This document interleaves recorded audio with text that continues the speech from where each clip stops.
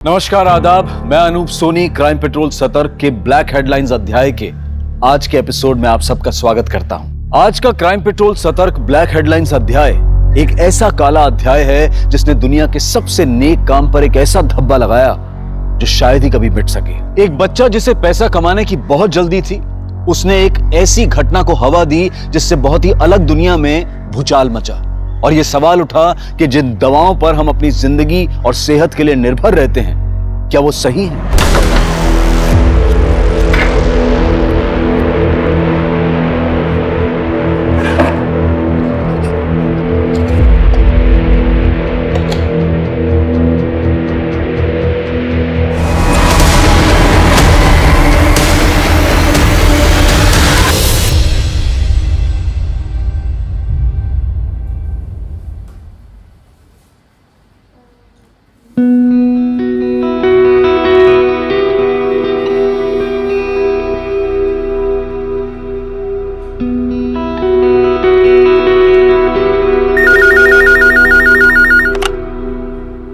Yes sir, okay, आप जा सकते हैं। Thank you. Excuse me ma'am, yes, ये आपके लिए। Thank you.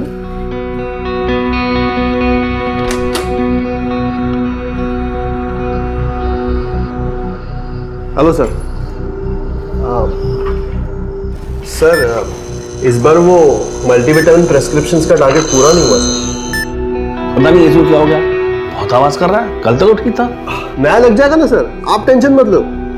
और इस बार कंपनी सिर्फ आपके लिए कुछ स्पेशल बेनिफिट्स भी दे रही है। आप बस मेरी मदद करना, कंपनी आपको खुश रखेगी। मैं आपको समझाता हूं। खुशी पाने के लिए जिम्मेदारी से समझौता करना गलत है। जिम्मेदारी को दांव पर लगाकर पाई गई खुशी बस चंद मिनटों की मेहमान बनकर आती है, लेकिन उसके बाद जिंदगी भर का दुख दे जाती है। और इसकी सजा सिर्फ उसे ही नहीं जो ऐसा करता है, बल्कि उसके आसपास के लोगों को, उसके रिश्तेदारों को, उसे प्यार करने वालों को और उसके परिवार वालों को भी भुगतनी पड़ती है। रोज तुम एक ही बात में बहस करती हो। तुम मेरी बात क्यों नहीं मानते? आप कुछ भी बोलती रहती हो। मैं तुम्हें बोल दिया नहीं तो नहीं। नहीं, मुझे तुम क्या चाहती, क्या तुम? क्या गिद्ध जैसा लड़का पैदा किया आपने? मुझसे और बर्दाश्त नहीं होता। नेहा, इसे समझा, इतनी गर्मी अच्छी नहीं है। गर्मी है मेरे अंदर। लो, अब ठीक है, हो गई मैं ठंडी। पर पहले ना अपने बेटे को समझाओ, मेरी एक बात भी नहीं मानता है वो। सुरेश, अरे नाश्ता तो करके। सुरेश, एक दिन इसे छोड़ के रास्ते पे फेंक देगा ना वो, तभी पता चलेगा उसे।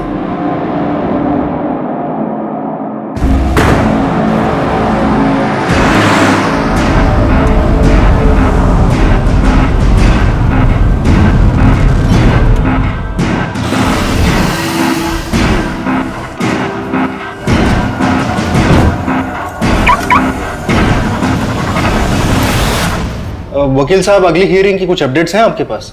जी, ये देखिए।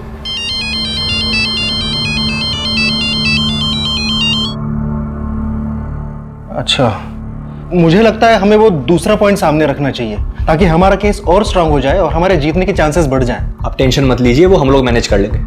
क्यों सुरेश, थोड़ा टाइम बाय करते हैं? हाँ, मुझे लगता है कि नेक्स्ट डेट अगर इसी महीने की हो तो हमारे लिए और बेटर रहेगा। देखिए, हम वो ट्राई करेंगे कि हम इसी महीने। सर चाय। हटा यार।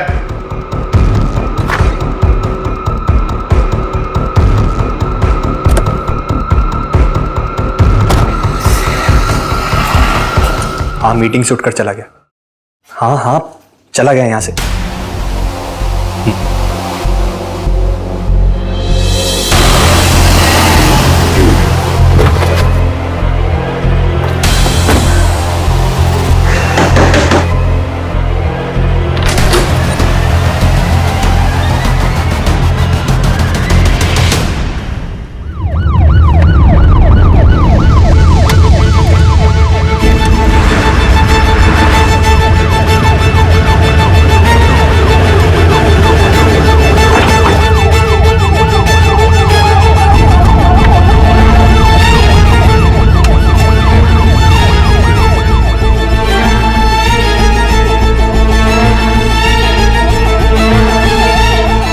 लगता है ये गाड़ी काफी टाइम से यहीं खड़ी है।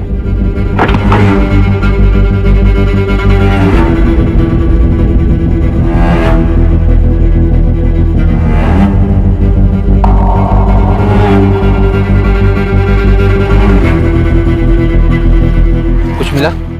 नहीं सर, कुछ भी काम का नहीं है। आरटीओ से कंफर्म करो ये गाड़ी नंबर किसके नाम पर रजिस्टर्ड है। जी सर। ओके, ठीक है।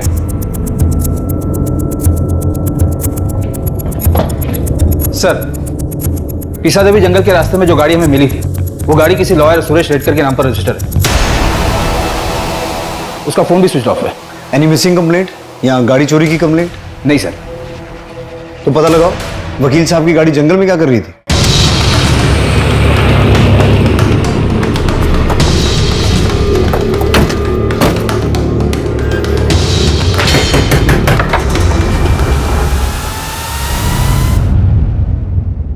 मिसेस रेडकर, हो ये कौन है? वो नेहा है, मेरे बहन की बेटी है, इधर ही रहती है। सुरेश रेडकर आपका? मेरा बेटा है वो। क्या हुआ? यही तो हम आपसे पूछना चाहते हैं। शहर के बाहर उसकी गाड़ी मिली है। गाड़ी मिली है? वो तो ठीक है ना? यही तो पता करने हम यहाँ आए। वो तो 5 दिन से घर पे आया ही नहीं है, फोन भी नहीं आया उसका।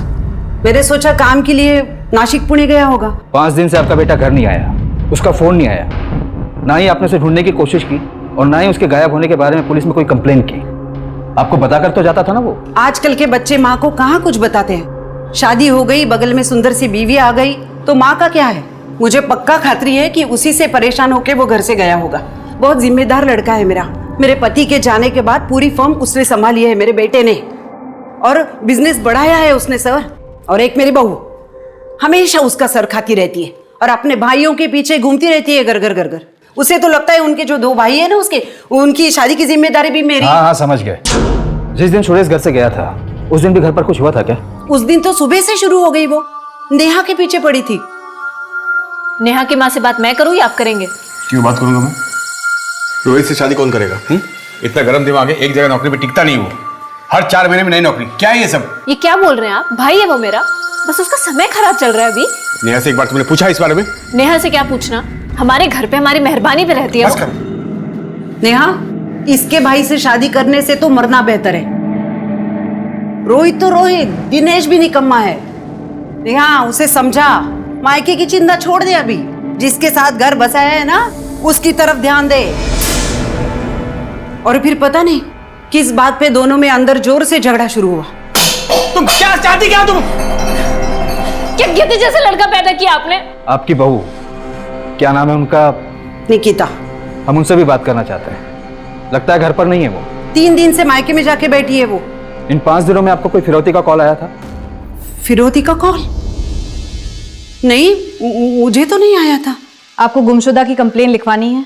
हाँ, जरूर लिखवानी है। जिस दिन गायब हुए थे उस दिन क्या कपड़े पहने थे सुरेश ने? वो तो हमेशा, मतलब ऑफिस जाते वक्त जो पहनता है वही।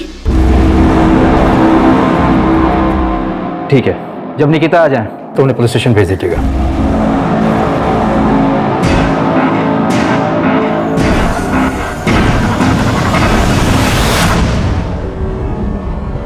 सर, ये सुरेश की फोटो मुझे फॉरवर्ड कर दीजिए। जी। आपकी शादी सुरेश से कैसे हुई? वो तो आपसे उम्र में काफी बड़े हैं। उन्होंने कई बार मुझे अपने ऑफिस के पास देखा था, फिर शादी के लिए प्रपोज किया। आप दोनों? ये मेरे दादा हैं, रोहित और दिनेश। आपकी सासू माँ का कहना है कि आप दोनों के आपसी झगड़े की वजह से सुरेश घर छोड़कर चला गया। हाँ, झगड़ा हुआ था, लेकिन ऐसा कुछ नहीं कि वो घर छोड़कर चले जाएं। आ जाएंगे वो। वैसे भी सर, किस घर में हस्बैंड वाइफ के बीच में झगड़ा नहीं होता। सर, सुरेश की कजिन सिस्टर नेहा हमारे साथ ही रहती है। रोहित दादा बहुत अच्छे हैं, बस लक आजकल साथ नहीं दे रहा, इसलिए काम में थोड़ी प्रॉब्लम्स हैं। इन दोनों की शादी हो जाती तो सब ठीक हो जाता। और दिनेश दादा सुरेश की फर्म में ही काम करते हैं। वो लोग जो भी काम देते हैं अच्छे से करते हैं, बिना कुछ चूकिए। सुरेश ने कोई एहसान नहीं किया? तुम जैसी लड़की मिल गई उस बुड्ढे को। आपकी सास ने बताया कि बेडरूम में जाने के बाद झगड़ा और बढ़ गया था। सर, वो मेरा पर्सनल मैटर। आपके पति 5 दिन से गायब हैं। उनकी गाड़ी जंगल में मिली है, तो अभी आपका पर्सनल मैटर नहीं है, एक मिसिंग पर्सन केस है। मैडम, पर ऐसा कुछ भी नहीं हुआ था कि वो मुझे या घर छोड़कर चले जाएं। आ जाएंगे वो। आपको कोई फोन आया? I mean, फिरौती का? नहीं, मुझे तो नहीं आया, पर अगर मम्मी जी को आया हो तो मुझे पता नहीं। सुरेश किसी बात से परेशान थे या कोई टेंशन थी? हाँ सर, वो अभिजीत नायक, उनके बिजनेस पार्टनर। हाँ, मीटिंग से उठकर चला गया। हाँ चला गया यहाँ से। ठीक है, आप लोग जा सकते हैं। हम मिसिंग कंप्लेंट के आधार पर अपनी इन्वेस्टिगेशन शुरू करते हैं। ठीक है सर, थैंक यू सर। 5 दिन हो गए हैं घर का आदमी गायब हो जाता है और घर की औरतों को कोई फर्क नहीं पड़ता है। सर, फॉरेंसिक रिपोर्ट के मुताबिक गाड़ी में कोई मारपीट और खून के निशान भी नहीं मिले। गाड़ी डैमेज होने और ब्रेक लगने के भी कोई निशान नहीं है। गाड़ी वहां पर बहुत आराम से पार्क की गई थी।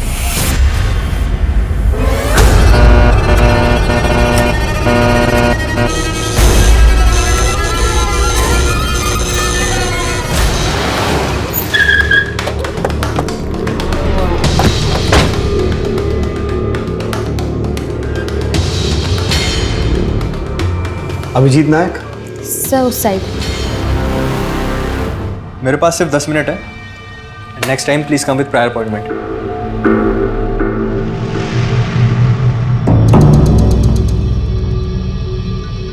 मुझे नहीं पता सुरेश कहाँ है। आपने ढूंढने की कोशिश भी नहीं की? पता नहीं, पिछले कुछ महीनों से बहुत अजीब बर्ताव कर रहा था। मैंने तो उससे सवाल पूछना ही बंद कर दिया था। हमें सुरेश की गाड़ी पीसा देवी जंगल से मिली और वो पिछले 5 दिनों से गायब है। उसकी माँ और बीवी को ना तो कोई फ़ोन आया है ना ही मैसेज, और उन्होंने उसे ढूंढने की कोशिश भी नहीं की।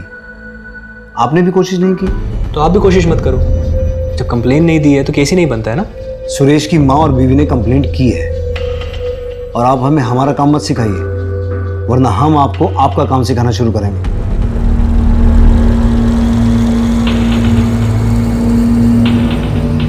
इंस्पेक्टर, 2 दिन पहले मुझे एक कॉल आया था।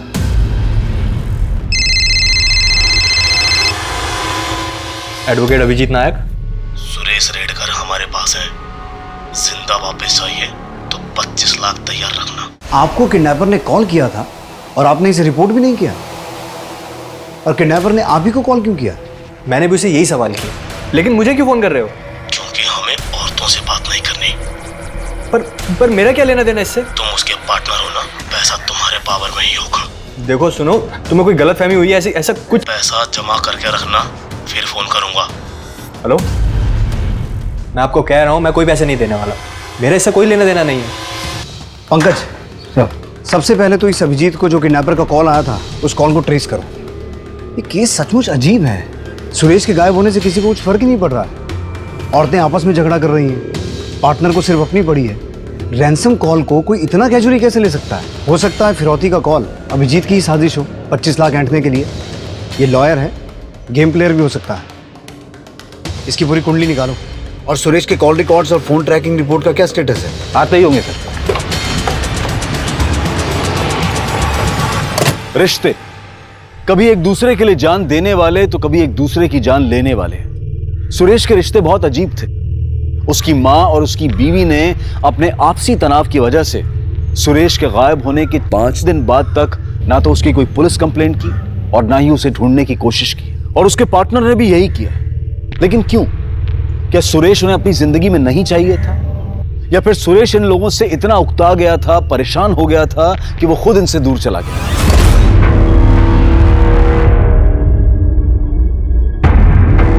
सर,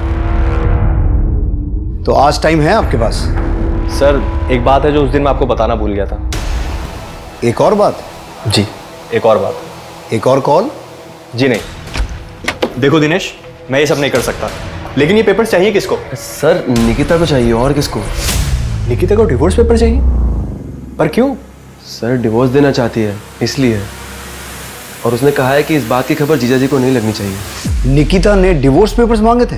यस, निकिता और उसकी फैमिली सब मिले हुए हैं। डिवोर्स नहीं दिया तो ऐसे पैसे निकाल रहे हैं। ये इन्फॉर्मेशन फॉल्स ना निकले वकील साहब। लेकिन सर, निकिता ने हमें डिवोर्स के बारे में कुछ नहीं बताया।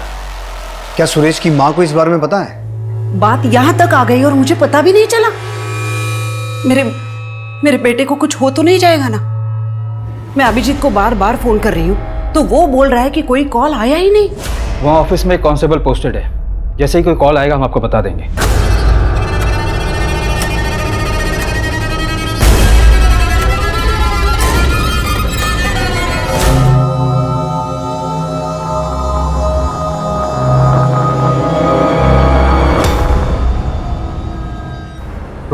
दिनेश, ये तुम सबका प्लान है ना? कैसा प्लान? तुम अच्छी तरह से जानती हो निकिता। तुम हमेशा निकिता से अपनी मांग पूरी करवाते थे। नहीं सर, मेरी जॉब छूट गई थी, थोड़ी तंगी थी, तो सुरेश ने थोड़ी मदद की। मैं जॉब ढूंढ रहा था सर। मगर जब सुरेश ने और पैसा देने से इनकार किया तो तुमने उसे डिवोर्स की धमकी दी। लेकिन मैं उसे डिवोर्स नहीं लेना चाहती थी। और वो फिर भी नहीं माना तो तुमने उसे किडनैप करवाया, राइट? ऐसा कुछ नहीं है सर, हमने कुछ नहीं किया है। ये आइडिया तुम्हारा था या फैमिली के दबाव में आके किया? ये सब तेरी गलती है। भैया अभी इसे बोल के क्या फायदा, आगे का सोचो।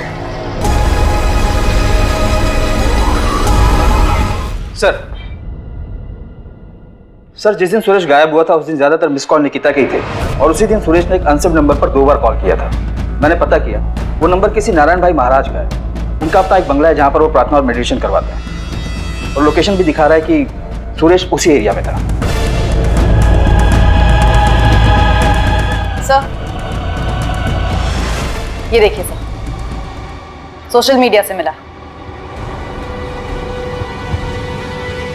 बुला लो इसे। बुलाया है, आज आउट ऑफ टाउन है, कल आएगा। ये खेल कुछ समझ में नहीं आ रहा है। सुरेश की मां लता को कुछ पता ही नहीं है। वो सिर्फ सुरेश की बीवी निकिता पे इल्जाम लगा रही है। निकिता के बारे में अभी बहुत कुछ पता चलना बाकी है। और ये अभिजीत, ये तो मुझे शुरू से ही गेम प्लेयर लग रहा है। पंकज, तुम इस बाबा के बारे में पता करो। दीपा, तुम और मैं चल के जरा निकिता से बात करते हैं। नेहा, कुल मिला के कितने जमा हुए हैं? सब मिला के कुछ 8-9 लाख हुए होंगे।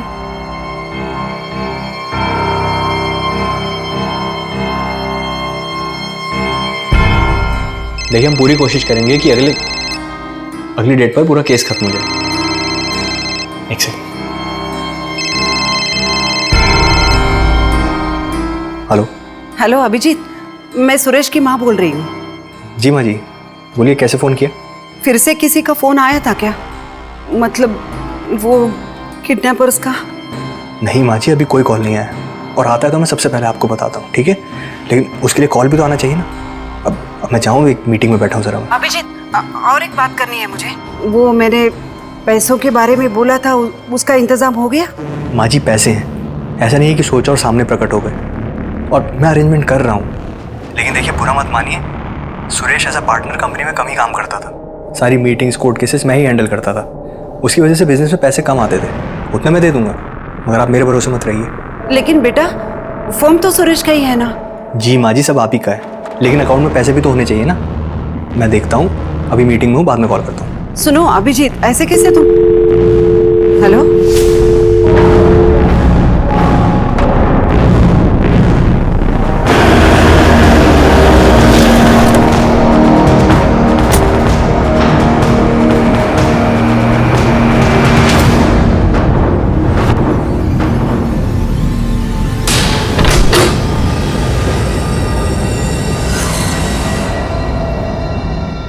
महाराज। नारायण जी, ये सुरेश रेडकर है, पिछले 5 दिनों से गायब है। आप जानते हैं इसे? जी हाँ, जानते हैं इसे। अक्सर हमारे यहाँ आता था, 5 दिन पहले भी आया था। क्या करता था यहाँ आकर? अस्वस्थ था, छटपटा रहा था, दिमाग में उथल पुथल, दिल में हलचल। क्यों, ऐसा क्या हुआ था? एक समस्या का समाधान चाहता था। बार बार पूछता था कि रिश्ते निभाने के लिए अगर कोई गलत काम किया तो उससे पाप लगता है क्या? मतलब? अब उसके दिमाग में क्या चल रहा था ये हम नहीं जानते। मुझे माफ करना।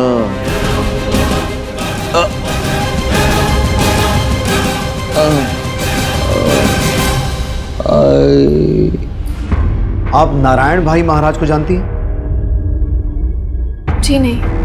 आपका पति तो बार बार उनसे पूछता था कि रिश्ता निभाने के लिए अगर कुछ गलत किया तो उससे पाप लगता है या नहीं। इसका क्या मतलब है, कुछ समझा सकती हैं आप? मुझे नहीं पता। सबसे ज्यादा रिश्ता तो आपके परिवार से निभाने की कोशिश कर रहा था वो। क्यों?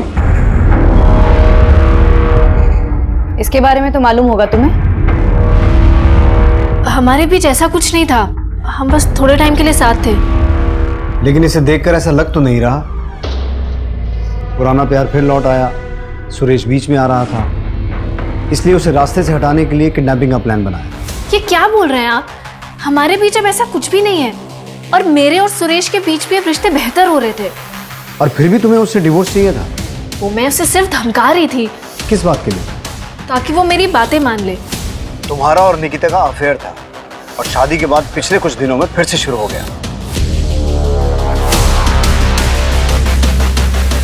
तुमने सोचा इस सब को ठीक करने का एक ही रास्ता है, सुरेश को रास्ते से हटाना। पहले एविडेंस लेकर आओ और फिर मैं मेरा जवाब दूंगा। यहाँ कोर्ट के बाहर नहीं, कोर्ट के अंदर। मैं निकिता से मिलता हूँ, लेकिन मेरी भी अब शादी हो चुकी है। And my wife is beautiful then Nikita. देखो अभिजीत, बस मेरे लिए ये काम कर दो, उसके बाद मैं तुमसे और कोई काम नहीं बोलूंगी। निकिता, इस फर्म में ऐसे टेढ़े काम नहीं हो सकते।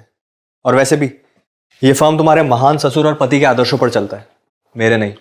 अभिजीत, तुम इतना नहीं कर सकते मेरे लिए? उसने बोला है वो करेगा काम। कब? कितनी जल्दी है तुम्हें? एक काम बोला था, इतने महीने हो गए। साइड में रुको, उतरना है मुझे।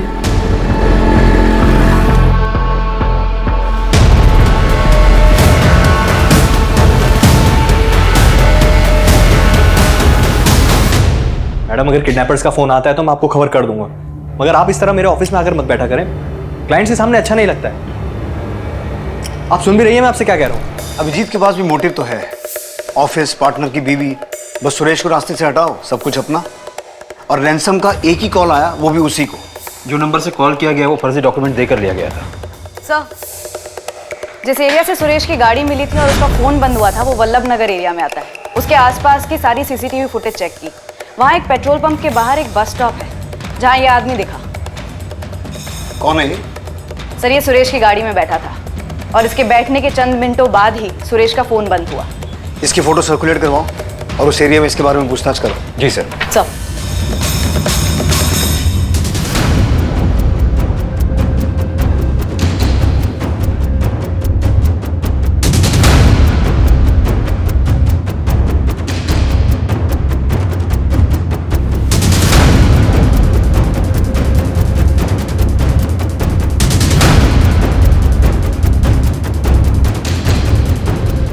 पुलिस ने उस अनजान आदमी को ढूंढने में पूरी ताकत लगा दी, लेकिन उस वक्त तक जिन पर भी पुलिस को शक था उनके खिलाफ पुलिस को कोई पुख्ता सबूत नहीं मिले थे और उन्होंने भी उस अनजान आदमी को नहीं पहचाना या शायद जानबूझकर पहचानने से इनकार कर दिया।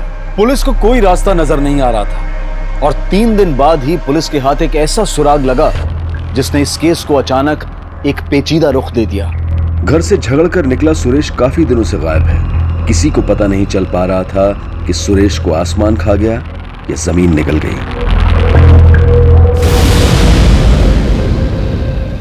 इस आदमी को देखा? ये आपके लिए। Thank you. कंपनी आपको खुश रखेगी। ये तो मेडिकल रिप्रेजेंटेटिव है, यहाँ आता रहता है। Medical representative? जी सर, यश नाम है उसका। उसका वही वर्किंग एरिया जहां पर उसने सुरेश से लिफ्ट ली थी। हाँ सर, मैंने इनसे लिफ्ट ली थी, आदर्श नगर से तुकई नगर। ये आदमी उसी दिन से गायब है, किडनैप किया गया है। सुरेश नाम है इसका। वैसे तुम कहाँ रहते हो? तुकई नगर। तो फिर आदर्श नगर कैसे जाना हुआ? सर एक्चुअली मैं एक MR हूँ और डॉक्टर के पास उसी सिलसिले में एक मीटिंग थी, इसलिए मैं आदर्श नगर गया था। आप चाहे तो डॉक्टर सालगावकर से पूछ सकते हैं, उनका वहीं पर एक क्लिनिक है। और वापस आते वक्त मैंने काफ़ी टाइम बस के लिए वेट किया, लेकिन बस आई नहीं, इसलिए मैंने इनसे लिफ्ट ली।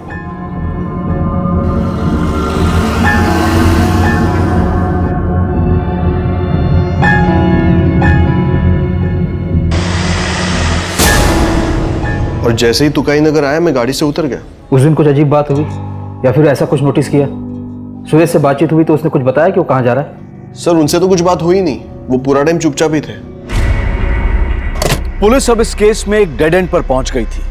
किसी के खिलाफ कोई सबूत नहीं था और ना ही कोई गवाह था। सुरेश का पार्टनर अभिजीत, उसकी मां लता, सुरेश की पत्नी निकिता, ये सभी शक के दायरे में थे, लेकिन पुलिस के पास इनके खिलाफ कोई सबूत नहीं था। और जहां तक यश का सवाल था, यह हो सकता था कि यश इत्तेफाक से गलत समय पर गलत जगह पर था, लेकिन यश सुरेश के साथ देखा गया आखिरी शख्स था, इसीलिए वो शक के दायरे में आ गया और पुलिस ने यश पर कड़ी नजर रखी।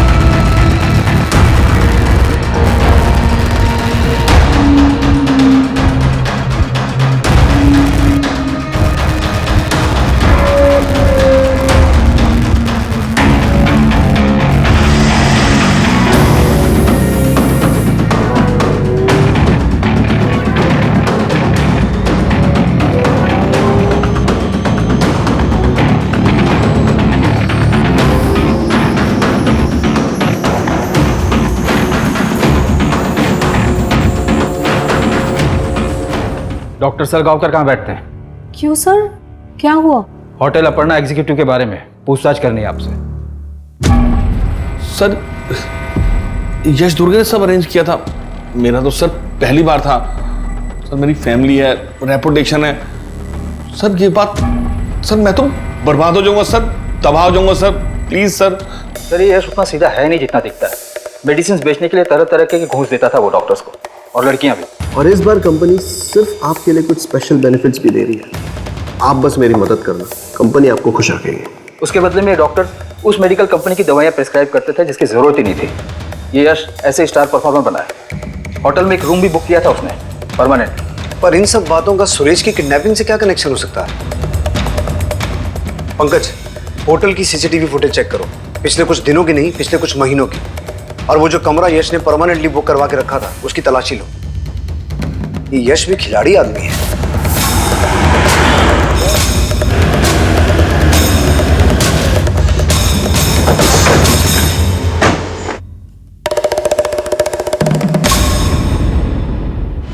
ये लड़का यहाँ आता था? हाँ सर। ये जिस रूम में ठहरता था उसकी चाबी दीजिए। Okay sir.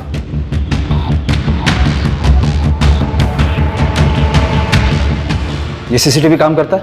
हाँ सर। इसकी फुटेज चाहिए हमें।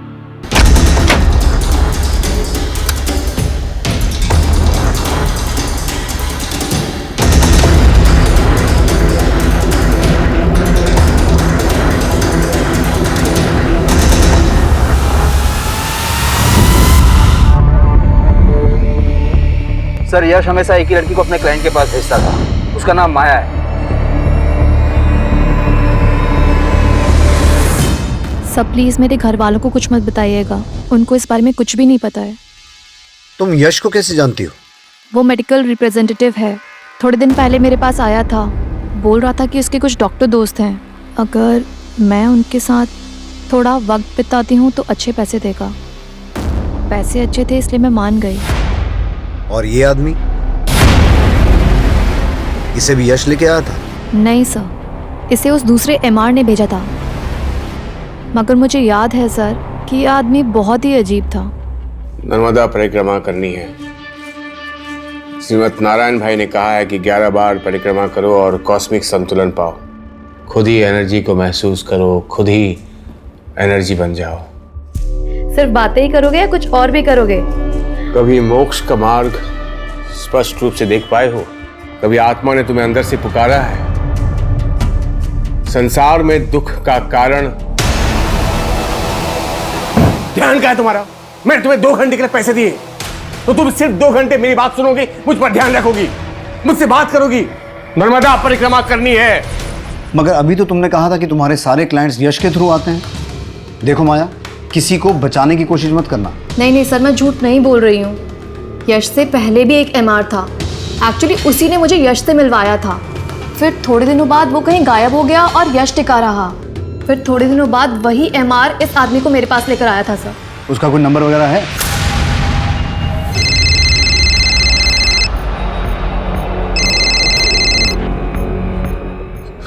अच्छा ये बताओ, ये मोबाइल कहाँ से उठाया तुमने? चोरी की क्या? साहब मैंने चोरी नहीं की, मैं सच बोल रहा हूँ। मैंने वो खुद के पैसों से खरीदा है।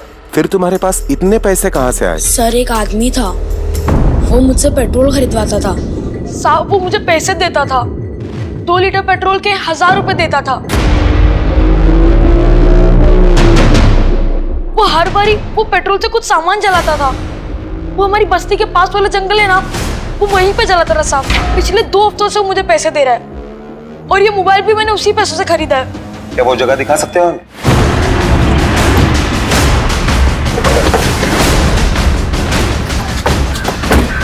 कहाँ पे बेटा? वहां पर।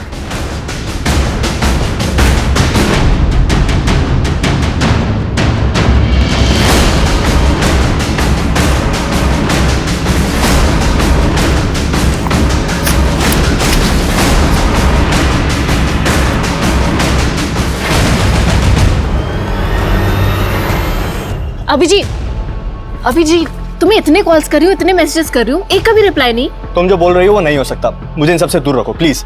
पर अब प्रॉब्लम क्या है? प्रॉब्लम ये है कि मुझे नहीं करना ये सब कुछ। पर तुम तो मान गए थे ना, अब क्या अचानक से? मेरा मन बदल गया है, मुझे वो सब नहीं करना है। प्लीज तुम हटो यहाँ से, हट जाओ यहाँ से। अभिजीत मेरी बात नहीं सुननी मुझे। अभिजीत, अभिजीत! वो आदमी दिखते कैसे था बता सकते हो? कितनी बार मिले हो तुम उससे? 10-12 बार। आयुष, उसका स्केच बनाने में तुम्हें हमारी मदद करनी पड़ेगी।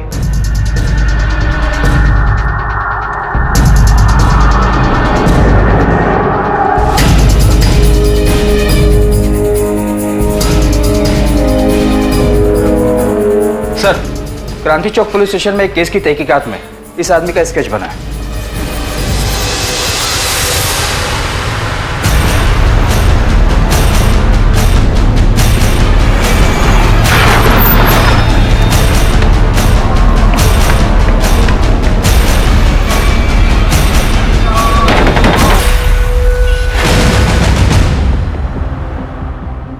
सिर्फ आपके लिए कुछ स्पेशल बेनिफिट्स भी दे रही है। आप बस मेरी मदद करना, कंपनी आपको खुश रखेगी। सर एक्चुअली मैं एक एमआर हूँ। कहाँ ले जा रहे हो मुझे बताइए तो सही, मैंने किया क्या है? तू जिस लड़के से पेट्रोल खरीदता था ना, उसने तेरा भांडा फोड़ दिया। अब बाकी का किस्सा पुलिस स्टेशन में बता। अरे ऐसा कुछ नहीं, मैंने कुछ नहीं किया सर। सर बताता हूँ। मेरे चाचा की एक जमीन है, चचेरे भाई यूरोप में है और बहन दिल्ली में है ससुराल। अगर ये जमीन बेची तो मालामाल हो सकता है, लेकिन वकील मान नहीं रहा है। क्यों?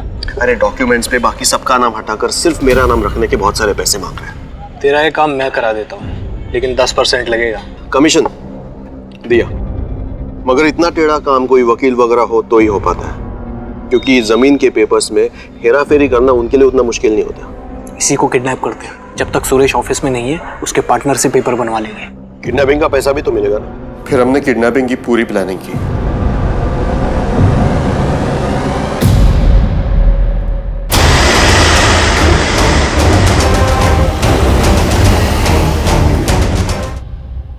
ये मैंने अकेले नहीं किया। कौन था तेरे साथ? सारा प्लान तो उसी का था।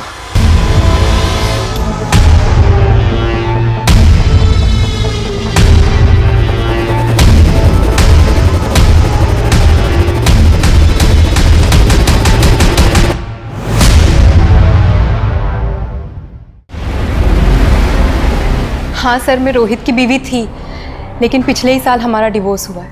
अब मेरा रोहित और उसकी फैमिली से कोई लेना देना नहीं है सर। ऐसा क्या हुआ था? बताने में भी शर्म आती है।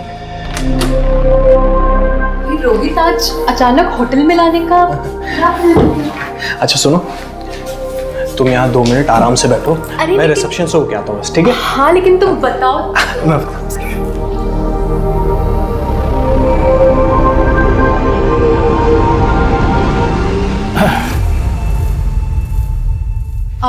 आप कौन? अरे आप तो यूं ही शर्मा रही हैं। आप नजदीक मत आओ। अरे आप तो खामखा घबराती। क्या बदतमीजी है? रोहित! रोहित! रोहित! अरे रोहित, तुमने इसे बताया नहीं क्या? मेरा टाइम क्यों बर्बाद किया?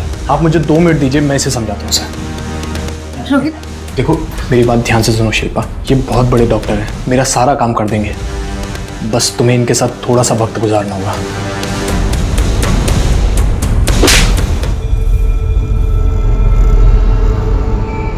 और उसके बाद मैंने उससे सारे रिश्ते तोड़ दिए।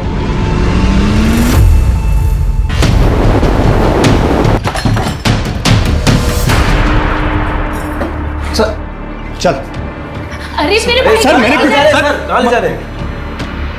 चल। सर बताता हूँ। मैं और रोहित एक ही कंपनी में मेडिकल रिप्रेजेंटेटिव थे। एक टारगेट अचीव हुआ तो सामने दूसरा लाकर रख देते हैं। इन लोगों का ये नाटक खत्म ही नहीं होता। सच बोल रहा हूँ यार, ये टेंशन अब झेला नहीं जाता। जॉब है तो टेंशन है, नहीं है तो डबल टेंशन है। मेरे पास तो बिल्कुल पैसे नहीं है। निकिता के ससुराल से जो आता है उससे महीने का खर्च चलता है, लेकिन सुरेश और उसकी माँ दोनों बहुत खड़ूस हैं। ऊपर से डिवोर्स में बीवी को पैसे देने पड़ते हैं। कैसे जीऊंगा यार?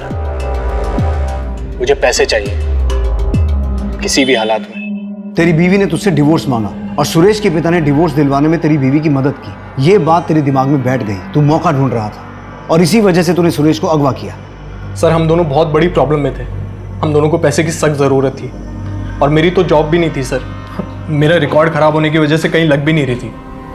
तो मैंने और यश ये सोचा कि आसानी से पैसा कैसे कमाया जाए। मेरे चाचा की एक जमीन है, चचेरे भाई यूरोप में है और बहन दिल्ली में है, ससुराल में। तो अगर ये जमीन बेची तो मालामाल हो सकते हैं, लेकिन वकील मान नहीं रहा है। क्यों? अरे डॉक्यूमेंट्स पे बाकी सबका नाम हटाकर सिर्फ मेरा नाम रखने के बहुत सारे पैसे मांग रहे हैं, और उतने पैसे है नहीं मेरे पास। तेरा ये काम मैं करा देता हूँ, लेकिन 10% लगेगा।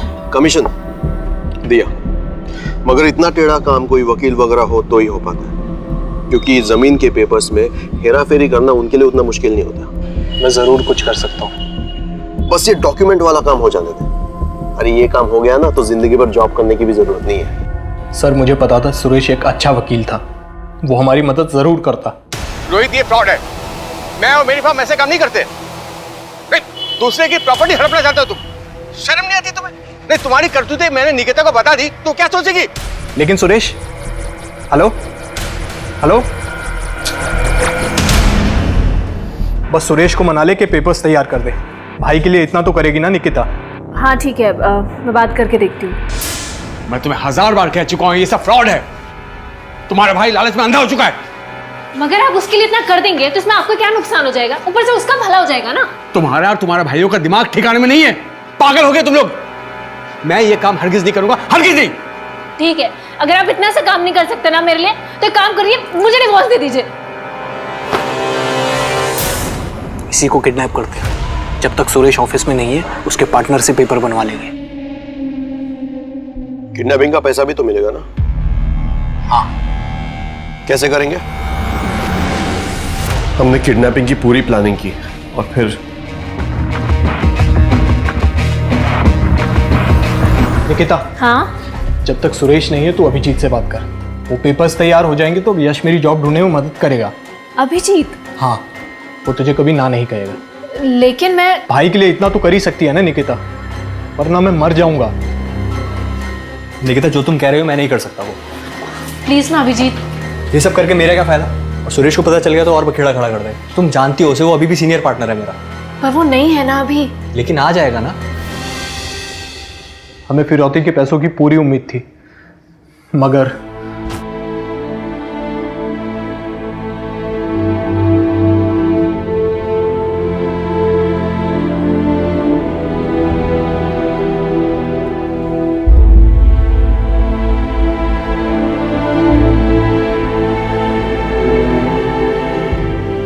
इस केस के दौरान मेडिकल प्रोफेशन की एक डार्क साइड सामने आई, जिसमें मेडिकल रिप्रेजेंटेटिव यानी कि एमआर और डॉक्टर्स तक सभी शामिल थे। रोहित ने अपनी बहन के साथ जबरदस्त विश्वासघात किया और उसी तरह से यश और उस डॉक्टर ने भी उन पर भरोसा करने वाले पेशेंट्स के साथ विश्वासघात किया। ये कहानी सिर्फ एक गुनाह की नहीं है, बल्कि रिश्तों में अपने ही लोगों द्वारा किए गए विश्वासघात की भी है। जैसे कि हर प्रोफेशन में भले और बुरे लोग होते हैं, वैसे ही मेडिकल प्रोफेशन का भी है। लेकिन इस प्रोफेशन के कुछ बुरे लोगों की वजह से लोगों की जिंदगियां दांव पर लग जाती हैं और पूरे प्रोफेशन का नाम बदनाम हो जाता है। लेकिन जो भी हो, अब हमें अपने मेडिकल प्रिस्क्रिप्शन और मेडिकल टेस्ट को लेकर चौकन्ने रहना होगा। ये सवाल पूछने होंगे कि ये डॉक्टर्स जो हमें लंबी चौड़ी दवाइयां लिखकर देते हैं, उनका इस्तेमाल जरूरी भी है या नहीं। लेकिन इसका मतलब ये नहीं है कि हम हमेशा दूसरों पर शक करें।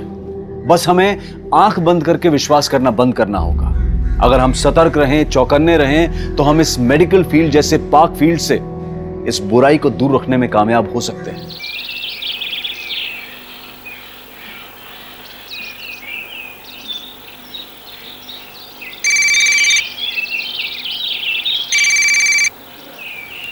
हेलो, हाँ हाँ, हम स्टेशन पहुंचने वाले हैं। चिंता मत कीजिए, कोर्ट समय पे पहुंच जाएंगे। ठीक है?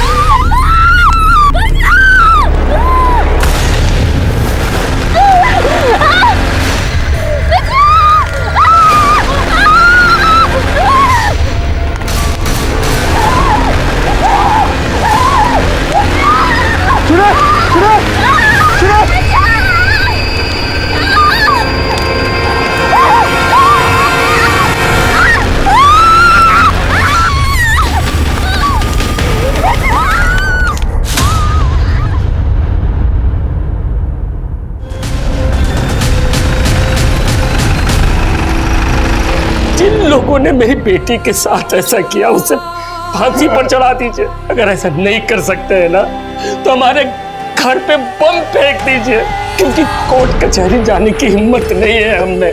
उन हैवानों ने मेरी बेटी के साथ ऐसा किया कि उनका चेहरा भी नहीं देख पाया। हालत बहुत ही नाजुक है। लड़की के सर पर वार किया, 85% वो जल चुकी है। उसके बाद भी वो वहाँ से भागकर 1.5 किलोमीटर दूर अपने गांव तक पहुंची। आप सोच सकते हैं उसको जीने की कितनी चाह होगी। जिस किसी ने भी इसके साथ ये वैशियाना हरकत की है ना डॉक्टर, उसको सजा तो जरूर मिलेगी।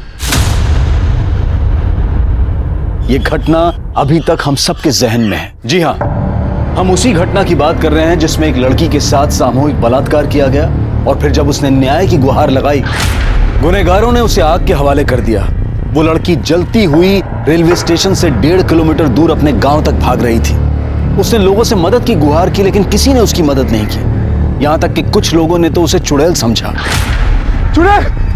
अगर एक आंकड़े को माने तो साल 2019 में सिर्फ उस प्रदेश में 80 बलात्कार के मामले रजिस्टर हुए हैं। और इन आंकड़ों पर भी बहस छिड़ी हुई है, लेकिन इस सच को तो नहीं झुटलाया जा सकता है ना कि रेप के ऐसे न जाने कितने मामले होते हैं जो दर्ज तक नहीं होते, क्योंकि अक्सर जो न्याय के लिए सर उठाने का काम करते हैं उनका सर कुचल दिया जाता है, उन्हें आग के सुपुर्द कर दिया जाता है।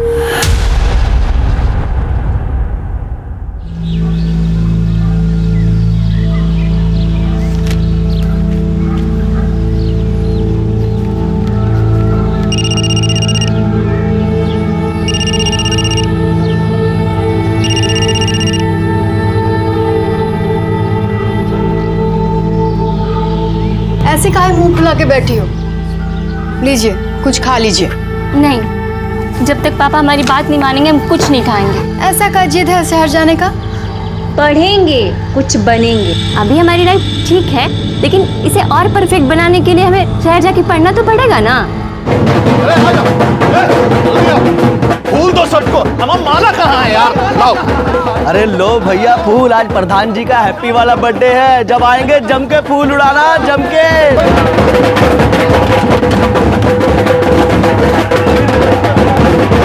जन्मदिन मुबारक हो जीजा जी।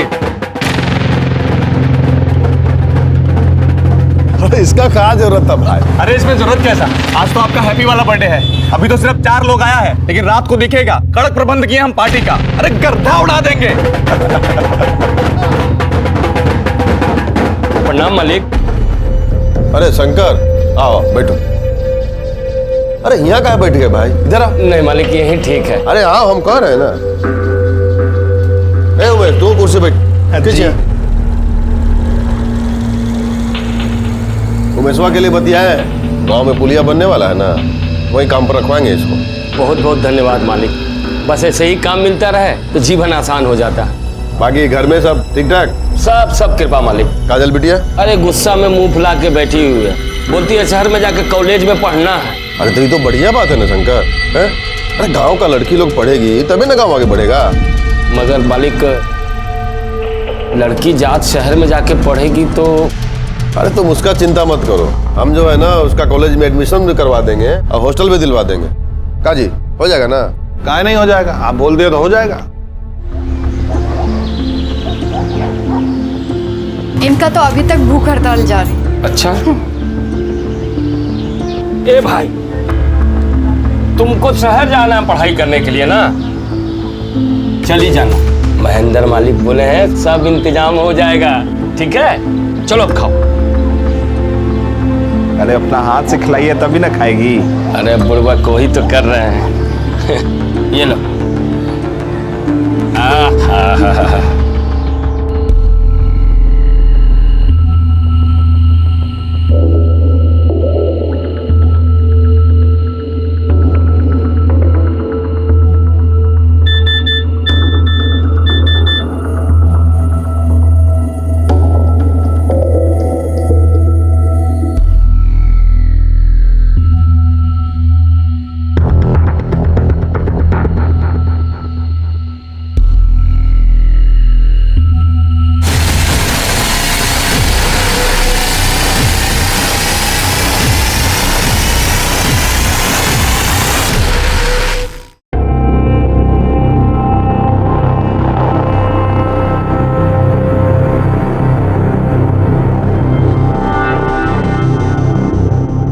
यहाँ क्या कर रही हो?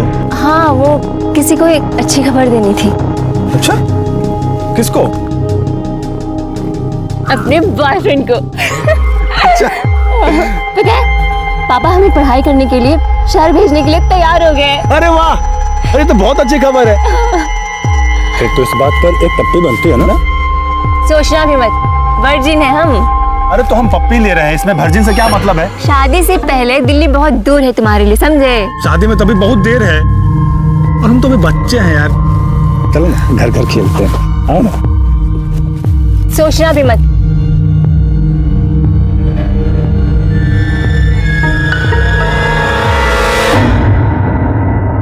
इलेक्शन का टाइम आ रहा है, तो ध्यान से, कोई भी चूक हुआ ना, एक एक का परेड करा देंगे इस बार। उधर रखो। भाई जी खाना लग गया है, ये पार्टी का बात था बाद में कर लेना, हमारा सीरियल आ रहा है, हम जा रहे हैं। नहीं तो तुम और तुम्हारा टीवी सीरियल भी ना आते हैं। हाँ, अरे बेटा आ गया, बैठ। कहाँ से आ रहे हो आवारागर्दी करके? आप भी ना, तुमको भूख लगा होगा ना बेटा, पहले खाना खा लो। आज हम तुम्हारे लिए गाजर का हलवा बनाए हैं, तुम्हारी पसंद का। खिलाओ, खूब खिलाओ। वैसे भी जो है जो खाली आवारागर्दी करने और खाने के लिए तो पैदा हुए हैं। लो बेटा, ये लो, इधर से सब्जी ले लो, खाओ खूब खाओ। संदीप, अरे बेटा देखा, कर दिया ना उसको नाराज, खाना भी नहीं खाया उसने।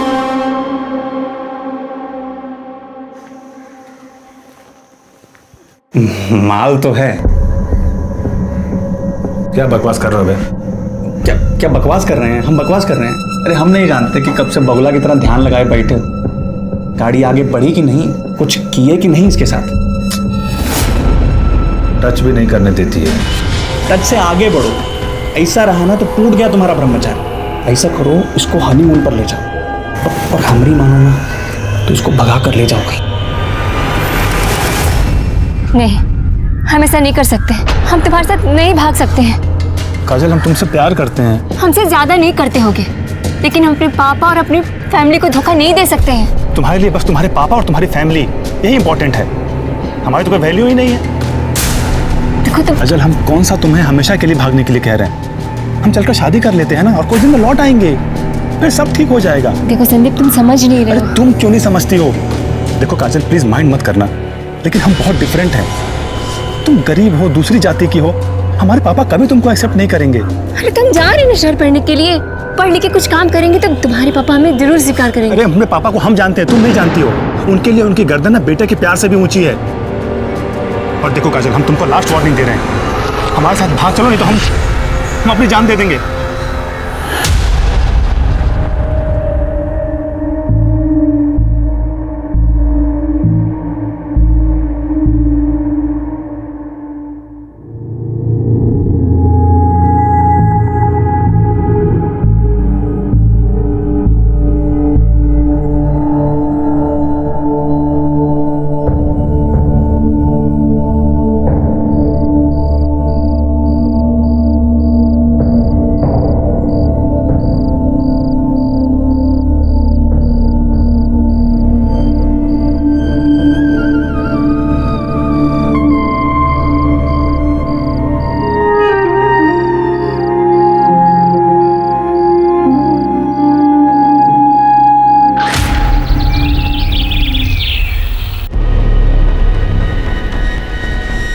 अरे कुछ बताओगे भी?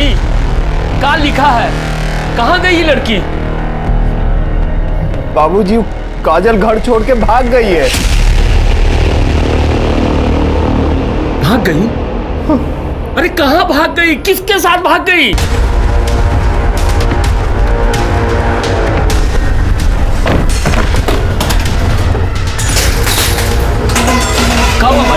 मालिक हमारा सामने बैठने का औकात नहीं है, और हमारा समझी बनने का सपना देख रहे हो। क्या बात कर रहे हो? साले एक को काट के ना पूरा घर को संसार में हमारा बेटा को। यहां तक कि कहानी किसी फिल्म की कहानी की तरह थी।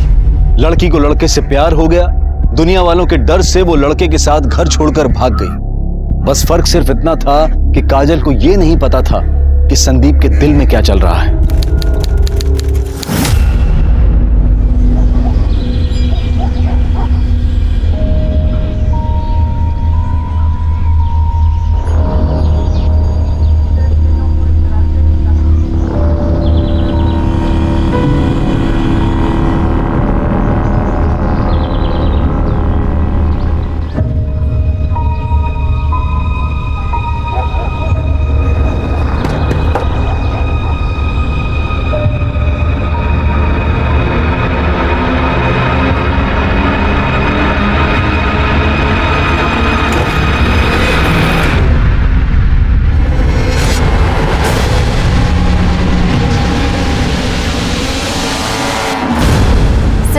महेंद्र सिंह का बेटा संदीप हमें भगा कर ले गया था।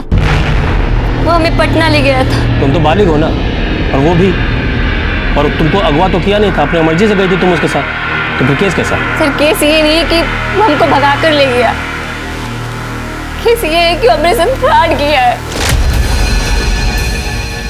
काजल, ये देखो कोर्ट का पेपर है, देखो इस पर हमने साइन कर दिया, तुम भी फटाफट साइन कर दो। अरे लेकिन हमारी शादी तो कोर्ट में होने वाली थी ना। अरे हम देखो वकील से बात कर लिए हैं, कोर्ट में जाके करो चाहे यहाँ करो, एक ही बात है। और तुम क्या चाहते हो कि हम दोनों कोर्ट जाएं और बाबूजी के आदमी हमको वहीं धर लें? फिर इतना सोच कर रहे हो, चलो करो। अरे सब लिखा तो है इसमें ना, देखो यहाँ पे हस्बैंड में हमारा नाम है, वाइफ में तुम्हारा नाम है, करो।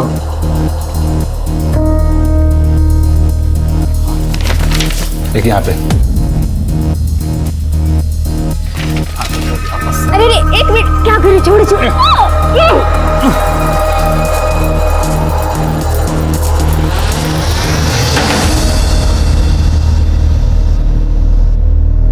ये लो सिंदूर, हमारी मांग भर दो। अभी जरूरी है क्या? बहुत जरूरी है।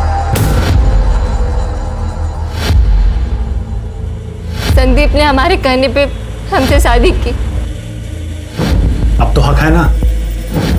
अरे और फिर हमारे साथ एक महीने तक वो सब कुछ किया और एकदम अचानक गायब हो गया। और जब हमने उसे फोन किया तो उसने हमें फोन पे कहा कि तुम्हारे और हमारे बीच सब कुछ खत्म हो गया। फिर हमने कहा कि हमारी शादी हुई है, तो उसने कहा कि वो पेपर नकली था। ये तो बलात्कार है। शादी का वादा करके किसी के साथ शारीरिक संबंध बनाना भी बलात्कार होता है। सिर्फ उसने हमारे साथ शादी का वादा नहीं किया, शादी की थी लेकिन नकली। देखो तुम चिंता मत करो, वो चाहे प्रधान का बेटा हो चाहे मिनिस्टर का, गलत काम का सबको सजा मिलता है।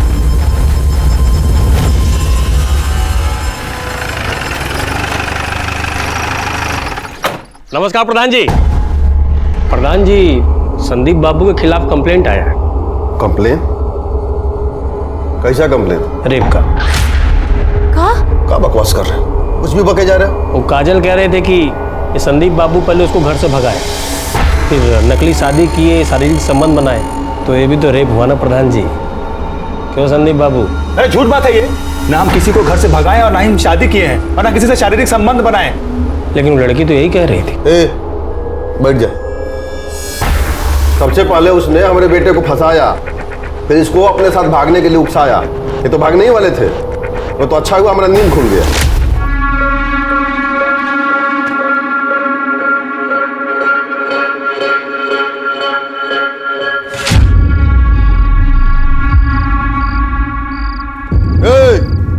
कहाँ? वो भी ये बैग वैग लेके चलो अंदर, चलो। उसके बाद हमने इनको दिल्ली भेज दिया, इनके मामा के पास, वहीं थे 1 महीना से। लेकिन वो काजल तो कह रही थी कि अरे झूठ बोल रही है, समझ में नहीं आ रहा तुमको? अब कहा है ना प्रधान जी, अगर लड़की रो रो के झूठ भी कहेगी ना तो लोग सच्चे मानेंगे। अब बात बढ़ी तो बड़ी भी बन सकती है। सुना है गांव के बाहर प्लाट काट के बेच रहे हैं, अगर एक ठो प्लॉट हमको मिल जाता तो मोहब्बत करेंगे, घर से भागेंगे। पुलिस से झूठ बोलती हो? हम झूठ नहीं कर रहे हैं सर, वो 1 महीने से हमारे साथ पटना में था। नहीं, वो पटना में नहीं था, दिल्ली में था, और तुम्हारे साथ भागने के लिए तैयार नहीं हुआ तो चलिए थाने में रिपोर्ट लिखाने के लिए। झूठी। ये गलत है, उसने हमको धोखा देके हमारे साथ रेप किया है। कोई रेप नहीं किया था, वो प्रधान का बेटा है यहाँ के। तुम्हारे कहने पे झूठा कैसे फंसाते उसको? चलिए निकलिए यहाँ से। साहब आप ठीक नहीं कर रहे हैं हमारे साथ।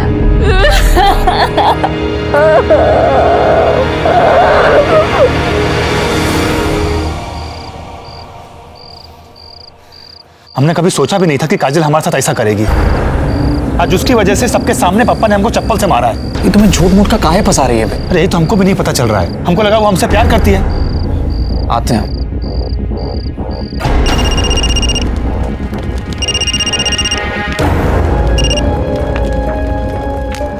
हेलो हेलो काजल, चंदन बोल रहे हैं। तुमने संदीप के साथ ये सही नहीं किया। प्रधानवा हमको कोई भी काम देने के लिए मना कर दिया है, और गांव का कोई भी ठेकेदार हमको छोटा मोटा काम देने के लिए भी तैयार नहीं है। समझ में नहीं आ रहा है कि पैसा कहां से आएगा।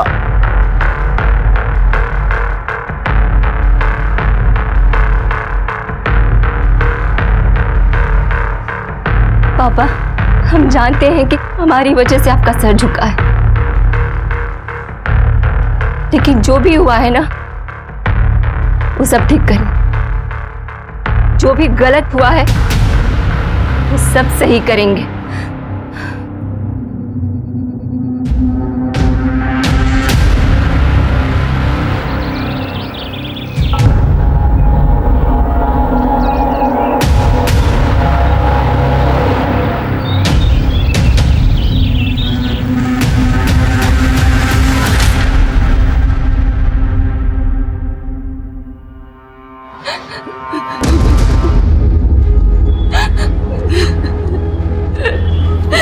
काजल होगा जी, क्या बोला है हमको यहाँ? प्रधान जी, काजल कह रही है कि चंदन और संदीप इसके साथ वही बलात्कार किया है।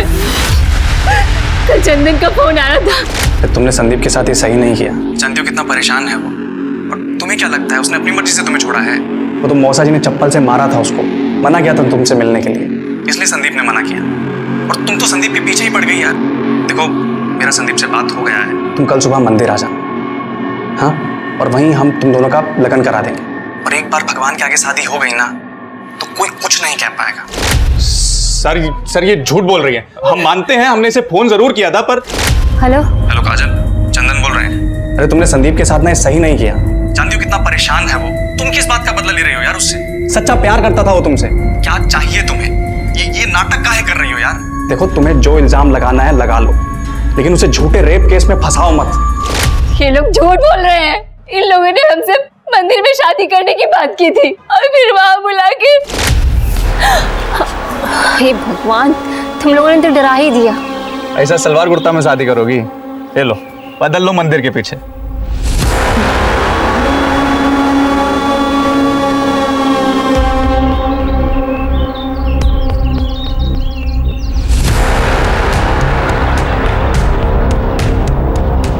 अरे तुम यहाँ क्यों आ गए? हम आ रहे हैं ना बदल के, जाओ यहाँ से।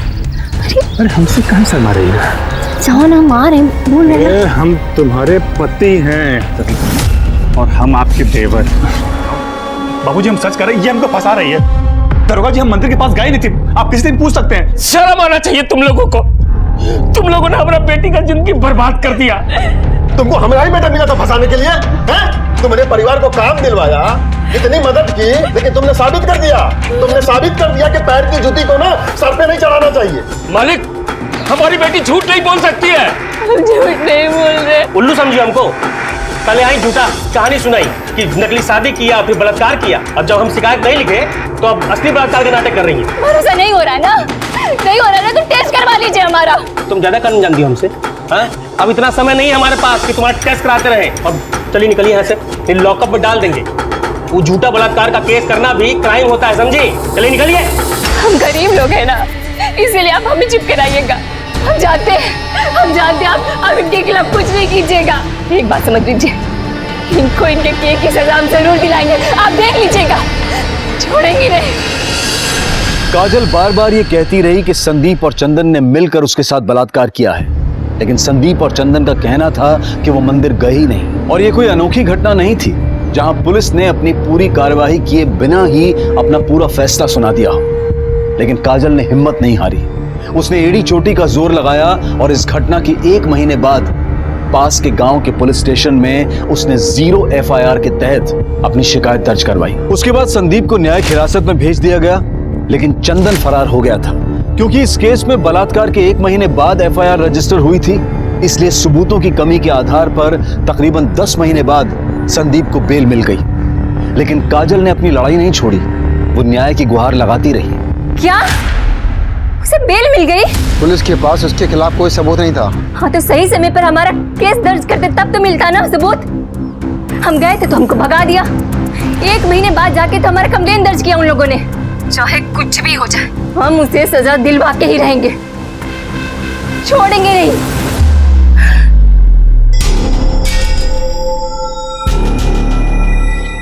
बस करो, खत्म करो ये सब। हम अपनी बेइज्जती और नहीं करवा सकते। उसने हमारे साथ गलत किया और आप चाहते हैं कि हम चुपचाप होकर बैठ जाएं। ए लड़की, तुम्हारे समझ में नहीं आ रहा है क्या? हाँ, कौन झंडा गाड़ के नहीं आई हो तुम? पूरा गांव थूक रहा है हमारे नाम पर। किसी को मुंह दिखाने के लायक नहीं रहे हम। अपना बस हुक्का पानी बंद होना रह गया है। चाहे कुछ भी हो जाए, चाहे हमें एक गांव छोड़कर ही क्यों न जाना पड़े, हमारे साथ हुए अन्याय पर हम चुप होकर नहीं बैठेंगे। तो क्या करें हम लोग? जहर खा के मर जाए हम लोग।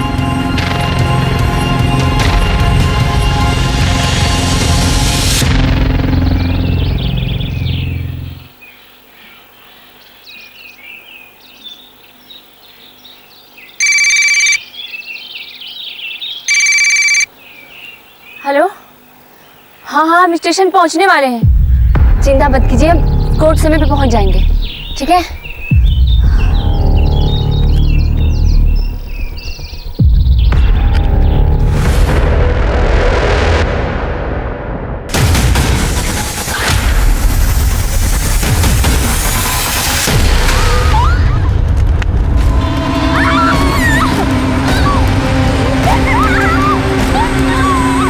सरैया में एक लड़की को दिन दहाड़े जलाने की घटना ने पूरे देश को हिलाकर रख दिया है। इस घटना की खबर मिलते ही ये केस क्राइम ब्रांच को सौंप दिया गया।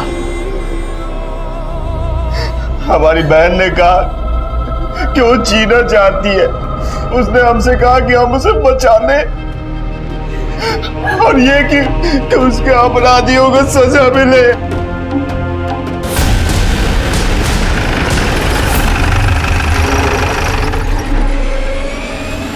देखिए, हम आप लोगों के सामने हाथ जोड़ते, जिन लोगों ने मेरी बेटी के साथ ऐसा किया उसे फांसी पर चढ़ा दीजिए, या तो फिर जैसे हैदराबाद में उन चारों अपराधियों को गोली मारा गया, इन्हें भी गोली मार दीजिए। अगर ऐसा नहीं कर सकते हैं ना, तो हमारे घर पे बम फेंक दीजिए, क्योंकि कोर्ट कचहरी जाने की हिम्मत नहीं है हमने। उन रहवानों ने मेरी बेटी के साथ ऐसा किया कि उनका चेहरा भी नहीं देख पा।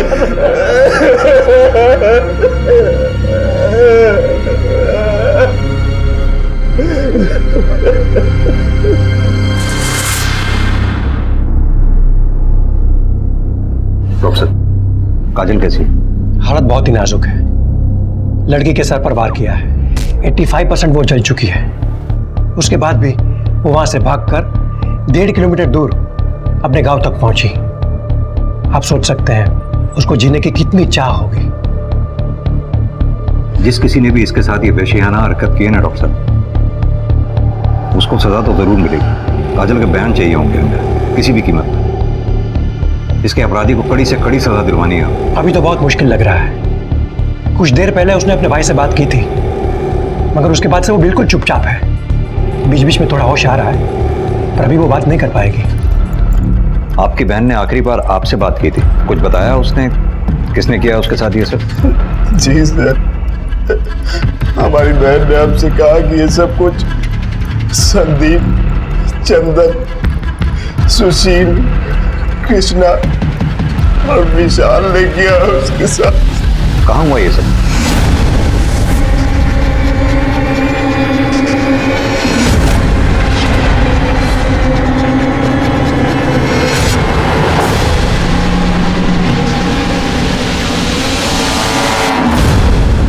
कुछ मिला क्या? हम लोग भी अभी आए सर। अभी आए मतलब? घटना सुबह 6:30 बजे की है, अब 9 बज रहे हैं। आप अब आ रहे हैं? अब साहब अभी पता चला तो अभी आ गए। सर ये बैग मिला है। दिखाइए।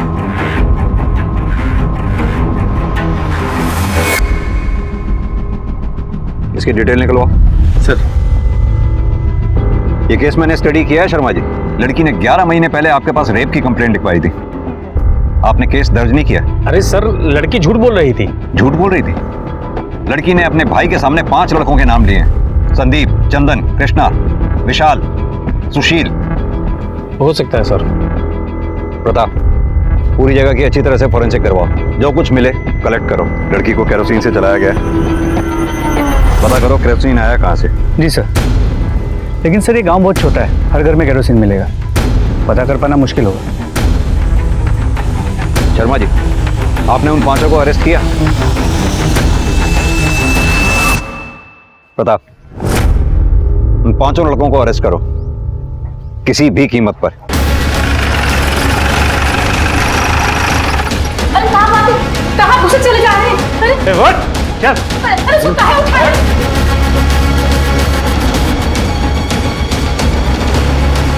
अंदर का मुझसे चले जा रहे हैं आप? सो रहा है वो। आप ये ठीक नहीं कर रहे हैं, हम बता रहे हैं। सर हमारी बात तो सुनिए।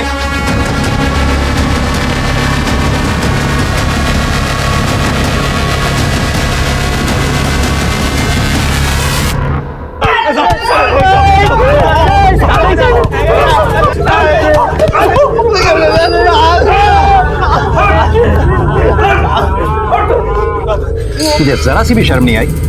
काजल के साथ झूठे प्यार का नाटक करके उसे घर से भगा के उससे नकली पेपर पे दस्तखत लेके उसका रेप किया, और जब उसने तुम्हारी पुलिस में कंप्लेंट की तो अपने दोस्त चंदन के साथ मिलकर दोबारा उसका रेप किया और आखिर में उसे आपके हवाले कर दिया। अरे नहीं साहब, ये सब झूठ बात है, हमने कुछ नहीं किया है। अच्छा, ये इसमें जितने भी मैसेजेस हैं उससे साफ जाहिर होता है कि तेरा काजल के साथ अफेयर चल रहा था। हाँ सर, हम काजल से प्यार करते थे, तभी तो उसको घर से भागने के लिए भी कहे थे, लेकिन जब हम घर से निकले तब पापा ने हमको देख लिया था और उन्होंने हमको रोक दिया। लेकिन साहब काजल घर से निकल चुकी थी, इसलिए वो सीधा पटना अपनी उषा बुआ के पास चली गई। झूठ बोल रहा है तू? साहब हम सच कह रहे हैं, वो 1 महीने तक अपनी उषा बुआ के पास में थी और पापा ने हमको दिल्ली भेज दिया था और मना किया था काजल से बात भी करने के लिए। फिर जब काजल का फोन आया तो हमने उसको कहा कि हम पापा के अगेंस्ट नहीं जा सकते, और इसी चक्कर में उसने हमारे ऊपर रेप का घिनौना आरोप लगा दिया साहब। और इस बात से नाराज होकर तुमने दोनों ने उसका साथ रेप किया, और फिर जब तुम्हें पुलिस पकड़ के ले गई 10 महीने के बाद बेल पे छूटने के बाद दोनों ने उसे आग में जलाकर मारने की कोशिश की। साहब ना हमने रेप किया और ना ही हमने किसी को मारने की कोशिश की है साहब, ये तो खुद ही विक्टिम है। आप लोग हमें ही कूट रहे हैं साहब।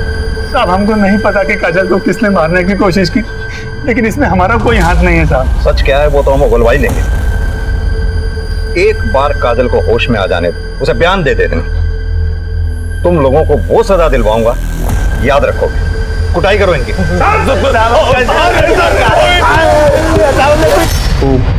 क्राइम ब्रांच वाले साहब सबको कुत्ते की तरह कूट रहे हैं। सुनिए जी, कुछ करिए, हमारे बेटे को बचाइए।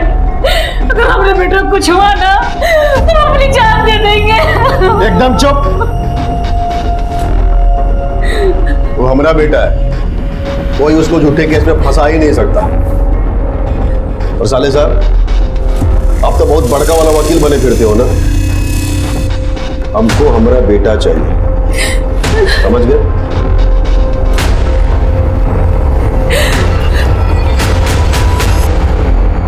काजल ने आखिरी बार आपको फोन किया था? जी, आज उसके केस की सुनवाई थी, इसलिए वो शहर आने वाली थी, इसलिए उसने मुझे कॉल किया था। वो भी सुबह 6:30 बजे? जी, दरअसल में क्या कि गांव के अगले स्टेशन से ट्रेन चलती बन के सुबह 7:30 पे, और अगली ट्रेन चलती 10 बजे। वो अक्सर लेट होती है, और काजल की कोर्ट में 11 बजे पेशी थी, तो कहीं लेट ना हो जाए इसलिए उसने मुझे कॉल किया था।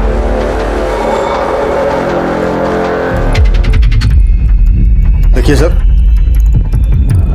आप जा सकते हैं, जरूरत पड़ेगी तो आपको बुलाएंगे। जी सर। देखिए सर, आप हमारे बेटे को ऐसे टॉर्चर नहीं कर सकते। आपके बेटे को हम टॉर्चर नहीं कर रहे, लेकिन सच बुलवाने के लिए थोड़ी बहुत सख्ती तो करनी ही पड़ती है। हमारे बेटे ने कुछ नहीं किया साहब, वो लड़की झूठ बोल रही है। आपके बेटे ने उसे बोलने लायक छोड़ा ही कहाँ है? ऐसा मत बोलिए साहब। देखिए सर, ये सब जो है ना, खाली हमारा छवि को खराब करने के लिए किया जा रहा है। अच्छा एक बात कहें साहब, कोई लड़की किसी लड़के के साथ जो है घर छोड़ के भागेगी, उसका चरित्र कैसा होगा? बलात्कार तो कोई भी कर सकता है। आप जैसे लोगों की वजह से ही आज लड़कियों की हालत समाज में इतनी खराब है। लेकिन साहब, आप जैसे लोग जो लड़की के साथ दुष्कर्म होने के बाद भी उसी में दोष निकालते हैं, बराबर के अपराधी। जितनी कड़ी सजा एक रेपिस्ट की होनी चाहिए, उतनी ही कड़ी सजा आप जैसी सोच रखने वाले हर इंसान की होनी चाहिए। देखिए सर, आपकी बात ना एकदम सही है, लेकिन सच यही है कि हमारे बेटे ने कुछ नहीं किया। तो फिर किसने किया है? आखिर कौन है जो काजल को मारना चाहता है? उसका बाप। जी हाँ, कल हमने बुलवाया था उसको मिलने के लिए। काहे हमारे बेटे पर झूठा इल्जाम लगा रहे हो? संदीप ने हमारी बेटी के साथ ऐसा गलत बात नहीं, हमारे बेटे ने कुछ नहीं किया है। हमको ये तो नहीं पता कि तुम्हारी बेटी किसके साथ भागी, लेकिन हमारे बेटे के साथ नहीं भागी थी। तो तुम लोग भी जो हो ना, हमारा इज्जत उछालना बंद कर दो। क्या चाहिए तुम लोगों को? खुल के बोलो ना। पैसा चाहिए?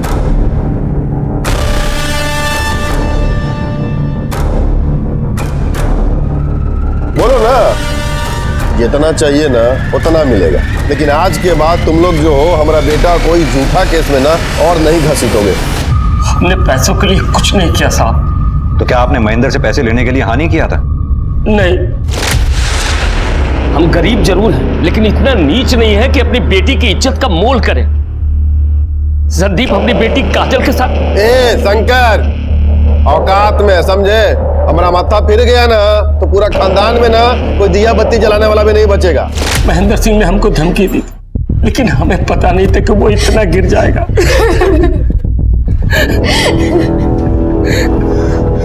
आप पटना में रहती है ना? जी साहब। काजल ने संदीप पे आरोप लगाया था कि संदीप ने काजल को घर से भगाया था, लेकिन काजल आपके साथ 1 महीने बाद घर वापस आई। क्या ये बात सच है? हाँ साहब।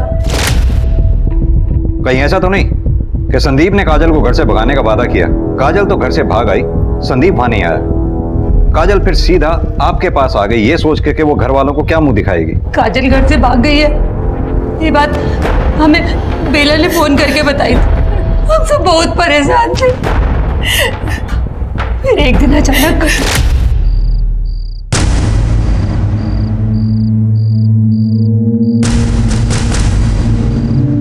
काजल आओ खाना खा लो।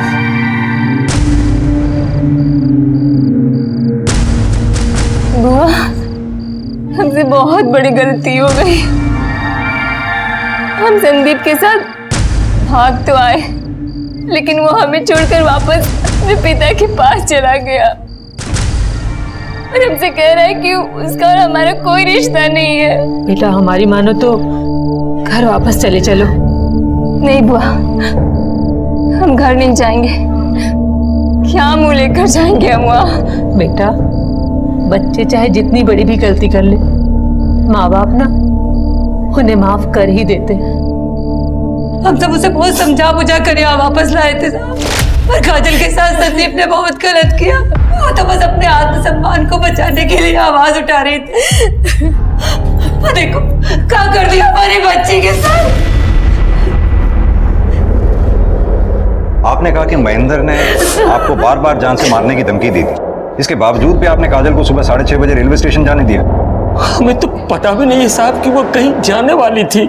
साहब काजल ने सिर्फ हमको बताया था और हम जा नहीं सकते थे। वो बाबूजी को बताना नहीं चाहती थी। काजल की तबीयत बहुत ही खराब हो गई है, वो कोमा में चली गई। आप लोग घबराइए नहीं, काजल को दिल्ली भिजवाने के लिए मैं कमिश्नर साहब से बात करता हूँ।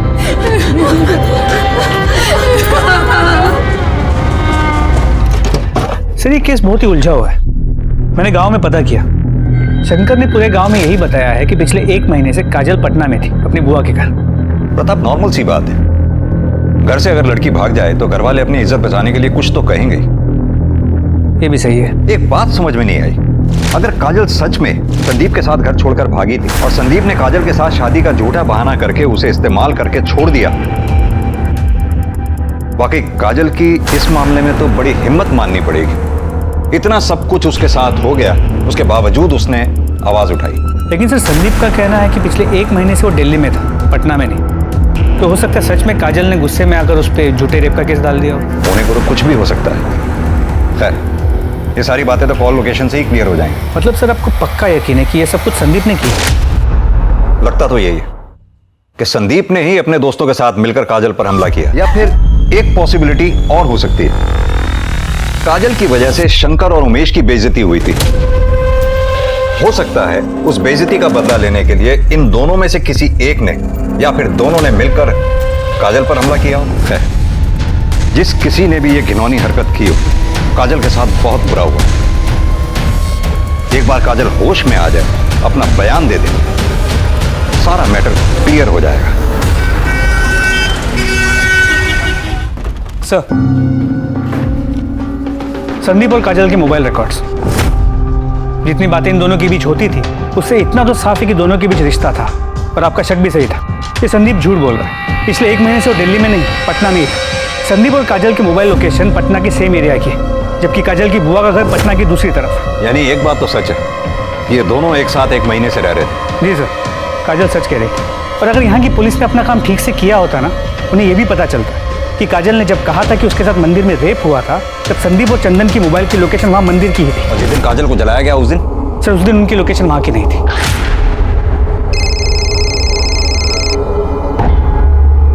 सर एक सेकंड। Hello, what?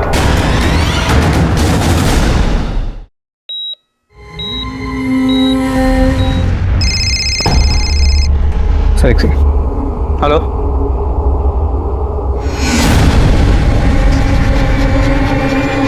सर काजल नहीं रही। क्या?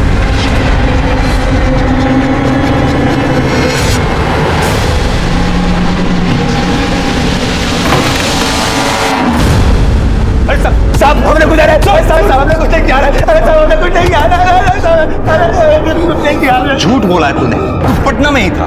साहब हम काजल को पटना लेके ही भागे थे, लेकिन फिर पापा का फोन आ गया और हमने उनका फोन नहीं उठाया तो उन्होंने हमको ही उठवा लिया। देखो अम्मा बचाओ, शंकर की बेटी ही मिली आशिकी करने के लिए।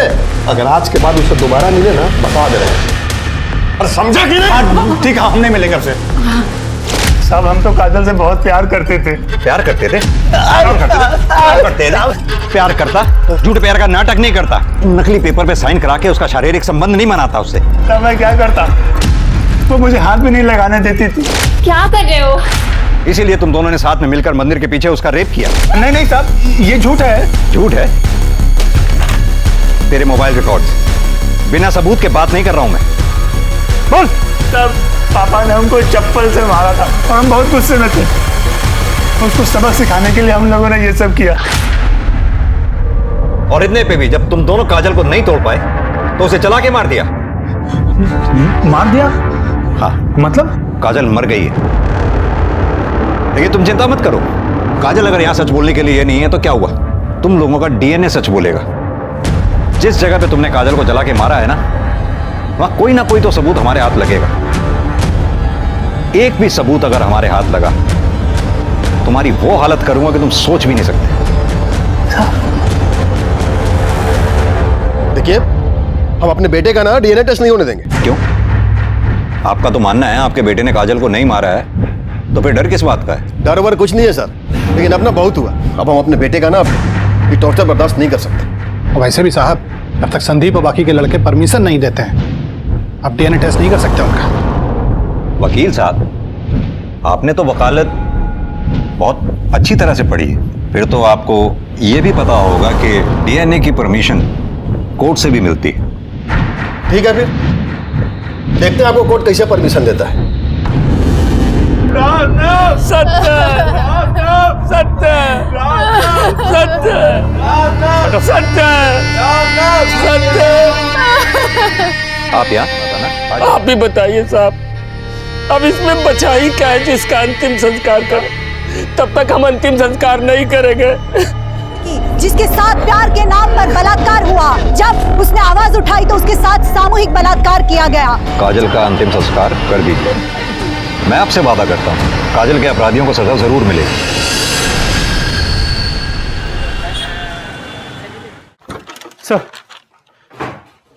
सर कोर्ट से लेटर है, कोर्ट ने डीएनए की परमिशन दी। यस, अब इन्हें पता चलेगा किसी मासूम से ज्यादती करने की सजा क्या होती है। लेके जाओ इन सारों को डीएनए टेस्ट के लिए। सर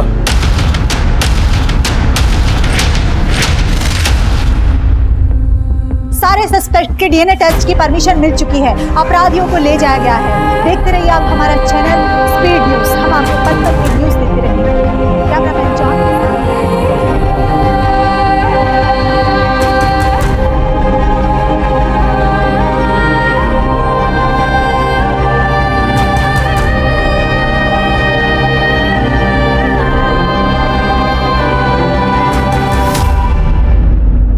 संदीप, चंदन, कृष्णा और विशाल इस समय न्यायिक हिरासत में हैं। संदीप ने मान लिया है कि उसने झूठी शादी के नाम पर काजल के साथ संबंध बनाए, और संदीप और चंदन ने यह भी मान लिया है कि काजल के पुलिस में शिकायत करने से नाराज होकर उन दोनों ने काजल के साथ सामूहिक बलात्कार भी किया। लेकिन अब भी वो ये बात मानने को तैयार नहीं है कि उन लोगों ने ही काजल की जान ली है। सबकी डीएनए जांच हो चुकी है, बस डीएनए की रिपोर्ट आनी बाकी है। ये केस चाहे कोई भी मोड़ ले ले, लेकिन इस बात से इनकार नहीं किया जा सकता है कि आज भी हमारे देश में औरतों और लड़कियों की स्थिति गंभीर है।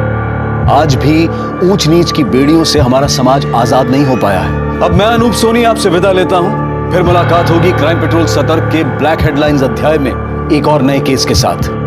और याद रखें, क्राइम और आपके बीच में सिर्फ इतना फर्क है कि आप कितने सतर्क हैं। सतर्क रहें, सुरक्षित रहें। जय हिंद। क्राइम पेट्रोल के और भी दिलचस्प कहानी देखने के लिए हमारे चैनल को सब्सक्राइब करें और बेल आइकॉन दबाना न भूलें।